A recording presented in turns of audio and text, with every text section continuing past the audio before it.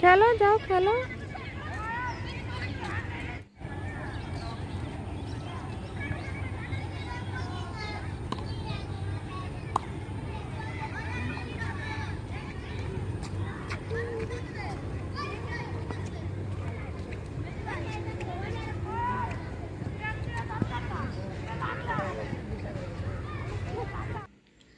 বিসমিল্লাহির রহমানির রহিম। আসসালামু আলাইকুম। কেমন আছেন সবাই? আশা করি ভালো আছেন। আমরাও আলহামদুলিল্লাহ ভালো আছি।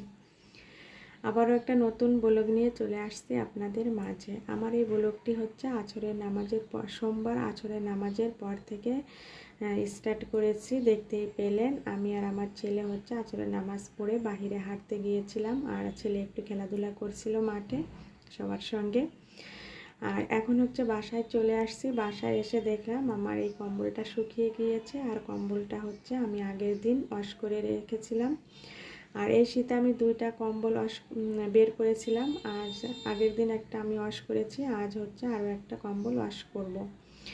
আর আমি সবসময় বিকালবেলায় হচ্ছে কম্বল ওয়াশ করে পানি ঝরাতে রেখে দিই, রাতে হচ্ছে মেলে দিই, আর সকাল রোদ পেয়ে বিকাল হতে হতে শুকিয়ে যায়। আর আমি কিভাবে কম্বল ওয়াশ করি সেটাই আপনাদের মাঝে শেয়ার করব। আশা করি অনেকের ভালো লাগবে। আর ভালো লাগলে লাইক কমেন্ট শেয়ার করবেন।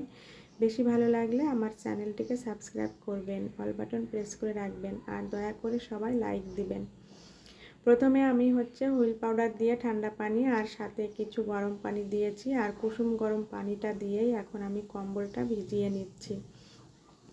একদম পুরো বালতি পানি দিয়ে নিব, তারপরে হচ্ছে কম্বলের উপর দিয়েও পানি উঠে আসবে। এ পর্যন্ত আমি পানি দিয়ে কম্বলটাকে ভালোভাবে ভিজিয়ে নিব। আর আমার কাছে এভাবে করে ওয়াশ করলে ভালো লাগে। অনেকে শুকনাভাবে ওয়াশ করে দেখাচ্ছেন, ওটা আমার কাছে ভালো লাগে না।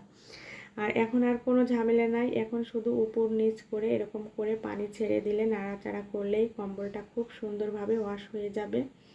আর এরপরে পানি ছেড়ে বেশি করে পানি দিয়ে ভাসিয়ে আমি একটা প্লাস্টিকের চেয়ারের উপরে তুলে রাখবো। আর কোনো কষ্ট হয় না আমার কাছে এভাবে করে কম্বল ওয়াশ করলে।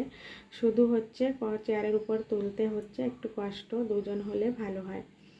আর এখন হচ্ছে রাত 10:30 বাজে। আমি হচ্ছে ওই ভিডিওটা স্কিপ হয়ে গিয়েছে, আমি যে চেয়ারের উপরে তুলে রেখেছিলাম। আর এখন হচ্ছে আপনাদের ভাইয়া, আমরা এখন ঘুমাতে যাব। কম্বলটা হচ্ছে বেলকনিতে মেলে দিয়েছে, আর দেখতেই পাচ্ছেন খুব সুন্দরভাবে পরিষ্কার হয়েছে। সাদা ফুলগুলা একদম সাদা চকচকা হয়ে গিয়েছে, একদমই কোনো ঝামেলা হয়নি। আমি শুধু ওই বালতির ভিতরেই হাত দিয়ে একটু চেপে চেপে পানি ছেড়ে দিয়ে এভাবে করে ওয়াশ করেছি। কোনো ঝামেলা হয়নি আর কোনো কষ্ট হয়নি। শুধু চেয়ারের উপর তুলতে দুজন হলে ভালো হয়, একাও তোলা যায় প্লাস্টিকের চেয়ারের উপর। আর ওই ভিডিওটা আমার স্কিপ হয়ে গেছে, দেখাতে পারিনি। আর পরের দিন বিকাল হতে হতেই আমার কম্বলটা শুকিয়ে যাবে। আর আজ হচ্ছে মঙ্গলবার সকাল থেকেই আবার আমার ব্লগটা স্টার্ট করেছি সকালের নাস্তা থেকে। তানবীরের বাবা হচ্ছে অফিসে চলে গিয়েছে, আজ একটু লেট করে উঠেছি আমরা ঘুম থেকে, এখন সকাল 9:30 বাজে। সকালের নাস্তা আজ হচ্ছে তৈরি করিনি, ফ্রিজে হচ্ছে ফালুদা ছিল, আর এটা ঠান্ডা হওয়াতে স্বাদটা দ্বিগুণ বেড়ে গিয়েছে। আমার কাছে ভীষণ ভালো লেগেছে। এই রেসিপিটা আমি শেয়ার করেছি আপনাদের মাঝে।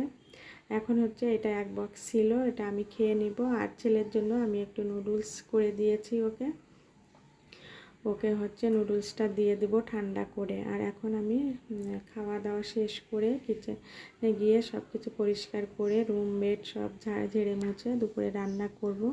আর কি রান্না করি সেটাও শেয়ার করব আপনাদের মাঝে। আশা করি আমার ফুল ভিডিওটি দেখবেন, আমার সাথেই থাকবেন।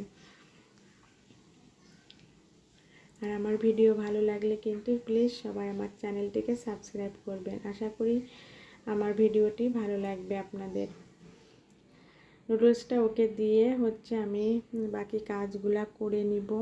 আর ছেলে হচ্ছে টিভি দেখতেছে, ওর খাবারটা আমি এখন ওর কাছে দিয়ে চলে যাব কাজগুলা করতে। সমস্ত কাজগুলা সেরে তারপর হচ্ছে দুপুরে রান্না বসিয়ে দিয়েছি। আমি এখানে লাউ পাতা সিদ্ধ করে নিচ্ছি লবণ আর কাঁচামরিচ দিয়ে। এটা হচ্ছে শিলপাটায় পেস্ট করে নিব, এর সঙ্গে রসুন পেঁয়াজ আদা জিরাও পেস্ট করে তারপরে হচ্ছে তেলে ফ্রাই করে নিব। আর হচ্ছে দুধ জালটাও হয়ে গিয়েছে।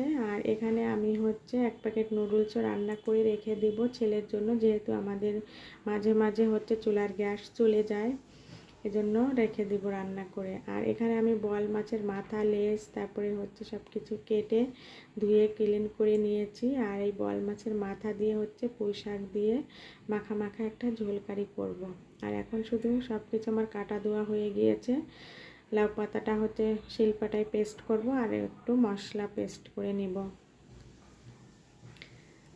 আর দেশে বিদেশে যেসব আপুরা ভাইয়ারা আমার ভিডিও দেখেন, আমাকে সুন্দর সুন্দর কমেন্ট করেন, থ্যাংক ইউ আপুরা ভাইয়ারা। এভাবেই আপনারা আমার পাশে থাকবেন। আপনাদের কমেন্ট পড়লে আমার ভীষণ ভালো লাগে, আর আমি প্রত্যেকের কমেন্ট পড়ি এবং উত্তর দেই। আর কারো যদি কোনো প্রশ্ন থাকে আমাকে করতে পারেন। আজ আর কোনো রেসিপি শেয়ার করব না। এখন আমার লাউ পাতার ভর্তাটা হয়ে গিয়েছে, খুব সুন্দর হয়েছে মাশাআল্লাহ। আমি যেহেতু খাওয়ার পরেই ভয়েসটা দিচ্ছি। আর কিছু বেগুন ভাজা ছিল, ওগুলো আমি গরম করে নিয়েছি। আর এই তো পুঁই শাকের রেসিপিটাও আমি বসিয়ে দিয়েছি। এখন হচ্ছে পরিমাণ মতো ঝোল রেখে আমি নামিয়ে নিব। ঝোলের পানিটা অ্যাড করে দিয়েছি আর ভাতও হয়ে গিয়েছে। এই ছিল আজ আমাদের দুপুরের খাবার। আলহামদুলিল্লাহ আমার এই পুঁই শাকের রেসিপিটা কিন্তু দারুণ হয়েছিল। আর অনেক দিন পর হচ্ছে পুঁই শাক খেয়েছি, সেই জন্য হয়তো বা ভালো লেগেছে। আর পুঁই শাকটা একদম কচি ছিল। আর এই রেসিপিটা আমি হচ্ছে শেয়ার করিনি, কারণ আমার চ্যানেলে অনেক শাকের রেসিপি দেওয়া আছে। এখন আমি আরও ঝোল শুকিয়ে তারপরে নামিয়ে পরিবেশন করব। আজ এ পর্যন্তই। আল্লাহ হাফেজ, আসসালামু আলাইকুম। সবার জন্য অনেক অনেক দোয়া।